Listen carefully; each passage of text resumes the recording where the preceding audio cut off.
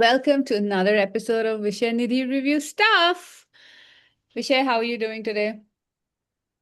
Not too well, Nidhi, and our viewers should know how committed we are. Both of us under the weather, but still are pushing through because, of course, we don't want our millions of viewers to who wait with such anticipation every Sunday That's for true. our episode, right? So I'm here. I'm pushing myself, and I'll survive this. My God. Uh, Are you in the armed forces? Like this kind of commitment and discipline I've only seen there.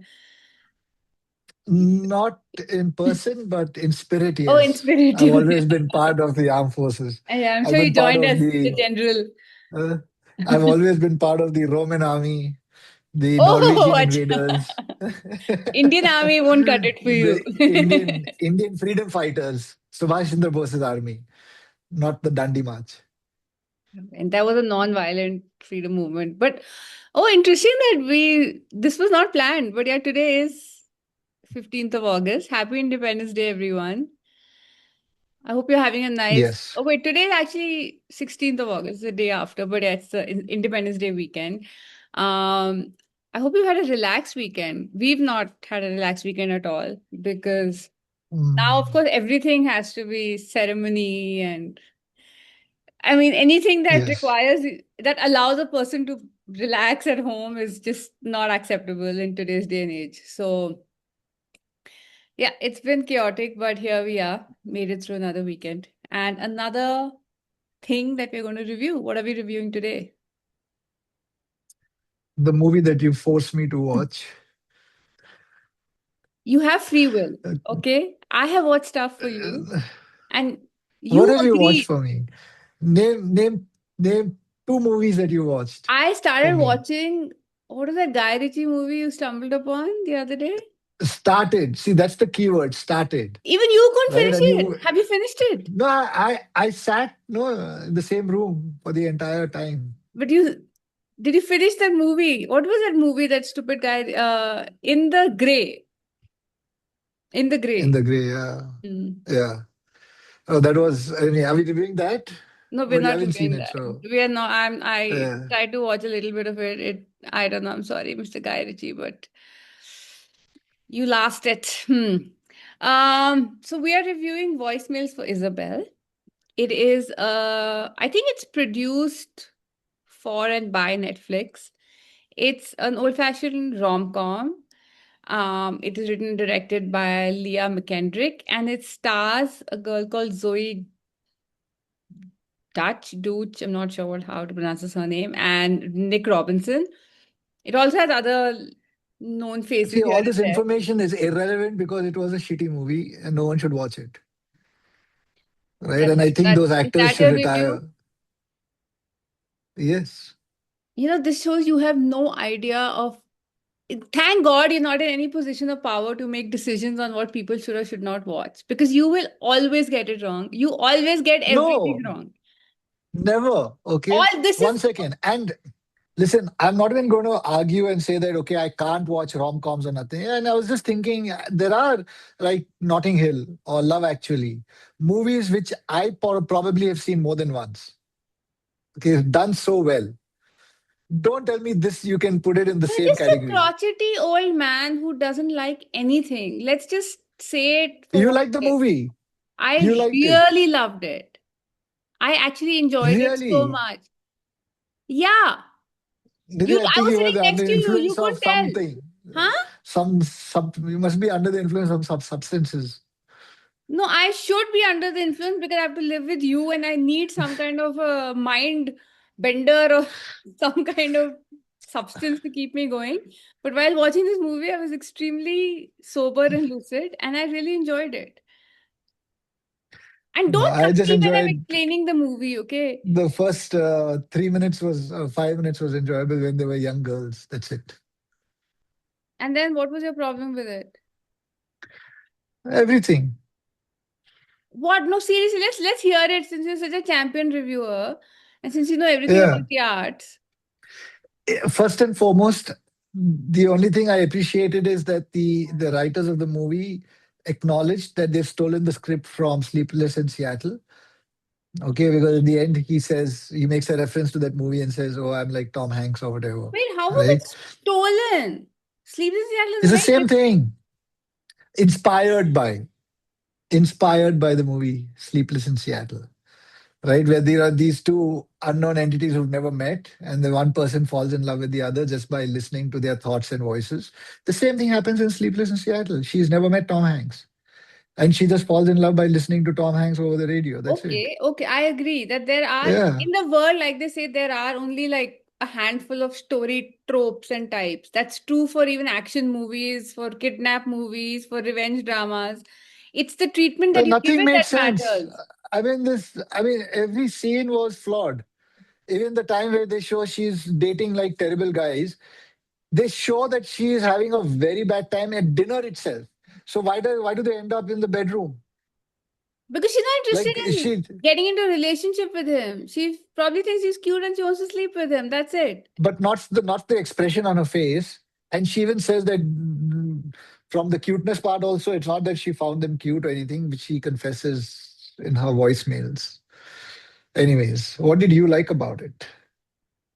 It was taking me so much strength to just like not get up and come to your room and strangle you. You really know how to push my buttons. Okay. Okay, this is for all the rom-com fans out there. I enjoy this movie a lot. Okay. And I know my rom-coms. That is my sweet spot when it comes to movie watching. I mean, I love a good drama and all of that, but my guilty pleasure is rom-coms.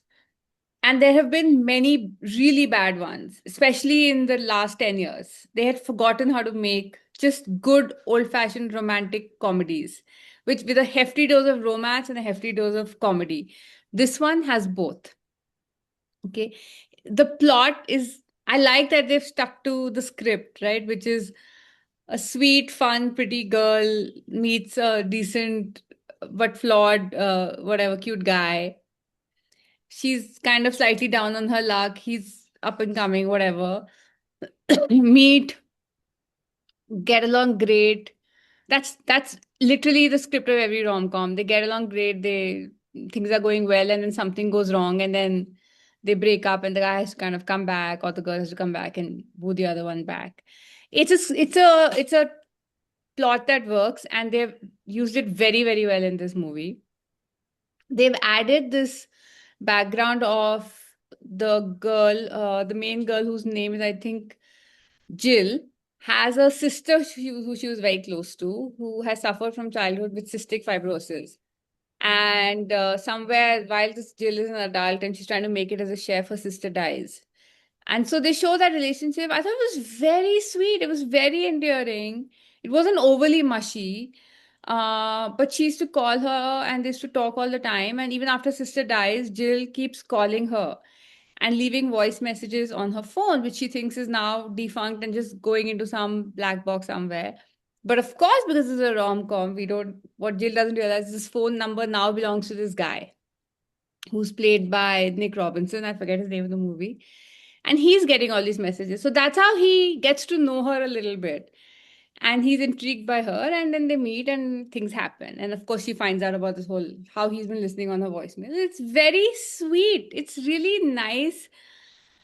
The writing is quick and sharp and frothy, which is what you want. It's not like unnecessarily deep and pretentious.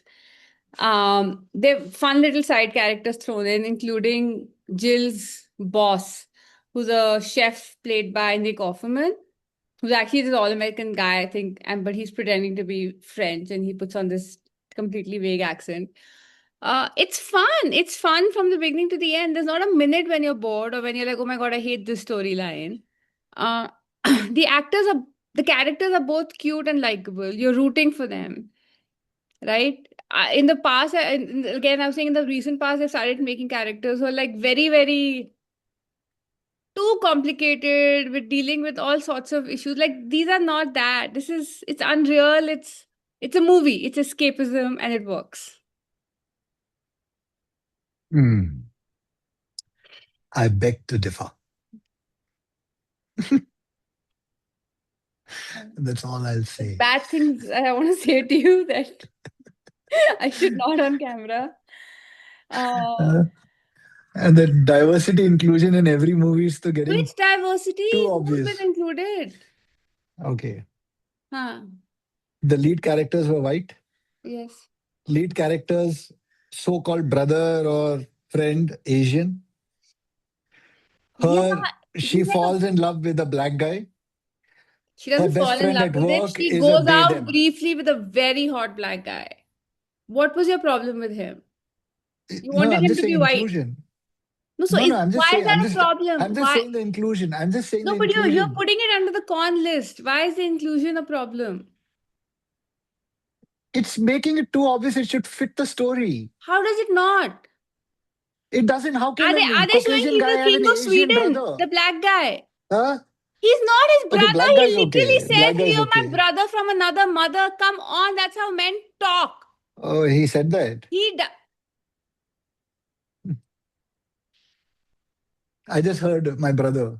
he says cousin or something, but not actually Ah, related. So cousin. that Who said my cousin from another? I've heard cousins make a dozen. That I've heard. I've not heard cousin from another no, mother. and why can't his cousin be Asian? Why couldn't one of his uncles and or aunts have married an Asian person? Like, why is that so impossible in your It's universe? forced. I'm not saying it's impossible. It's forced. That's all I'm saying. You know, when you had this problem with Bridgerton, okay, I kind of get it then. That okay, it's some 16th century regal England or whatever. How the hell is this countess Indian and the queen black? Okay. And there I get that's That's also so. fine Oh, because that that was was okay. You fantasy. made such a stink about it when I tried to get you to watch Bridgerton. No, I didn't like the show. I didn't have a problem You with black people did. You were playing like, "Ek the queen queen chali and the kaise hai," and all duchess. of that you were going on. No, no, that was for another movie.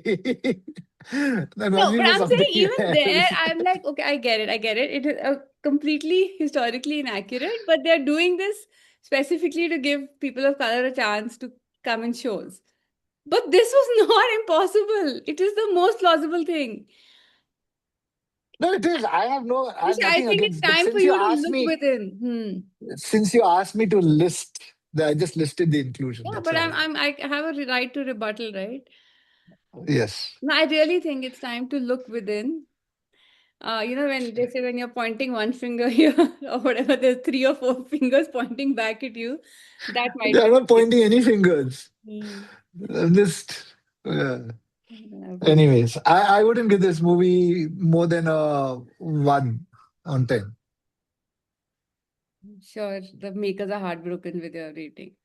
Okay, moving on quickly. I liked it, guys. Whoever's watching, if you're looking for a nice, fun, Out of sarcastic 10? watch, How much out of 10? 7.5. I'll give it And an Notting 8. Hill? Notting Hill? You know, and actually, Notting Hill is not one of my favorite rom-coms. I'm very serious about Love that. Actually? I love Love Actually. That So how movie much I would you can give Love watch Actually? anytime. Yeah, exactly. That's a 9 on good 10. rom-com. That's also a good Exactly. rom. Okay, name any other love rom-coms you've liked. Oh my God, so many. So starting with one of my all-time favorite movies in the world, the original, Dilwale Dulhaniya Le Jayenge. Roman Holiday.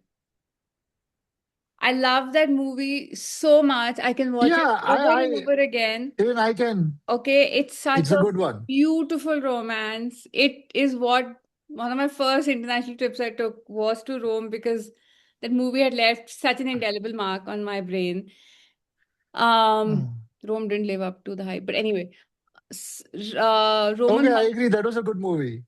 Yeah, no, there are many good Yeah. movies. Dilwale Dulhania is a beautiful romantic comedy. I mean, it's not a classic rom-com because I think Hindi movies don't have that genre. Also, it's like 100 hours long, but I love it. No, I there are love that. many Indian rom-coms.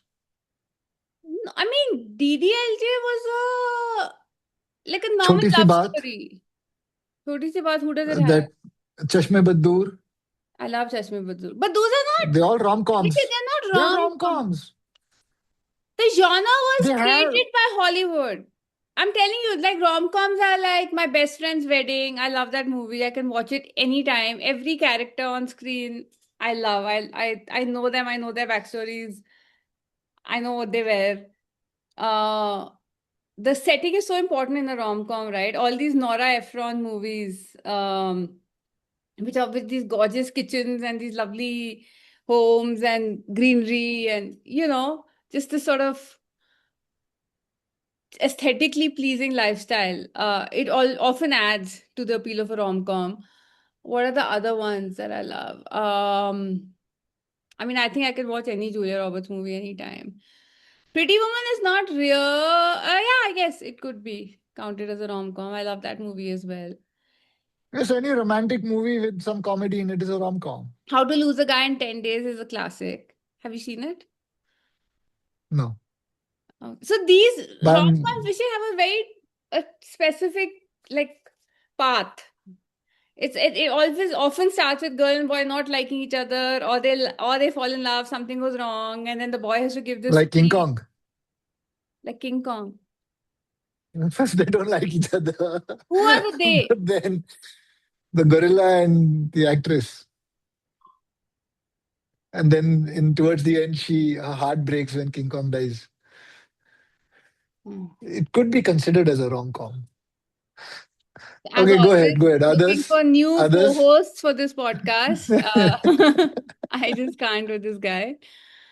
Anyone who's willing to follow my instructions, do everything I ask you to do, please apply immediately. And if you have a good social media following and you can increase our viewership, that would be even better. Yeah, so no, I I think shall I take liked that it, you didn't feedback like it, no constructively. problem. This itself could be the setting of a great rom-com. Maybe you should write one, no? Two young hosts who are always like squabbling and then bickering and then they Young. not us, based on this. Oh, oh, okay, Okay. okay, On okay. this note, I think Yeah. let's keep this one a short one. Especially, I'm not well. I shall go back to my No problem then, just for this weekend. recuperation. Okay, you do Yes. that. Thank you, not so much, but appreciate you showing up. And guys, keep watching, keep sharing, and come on, give us more views. Thank you. Bye.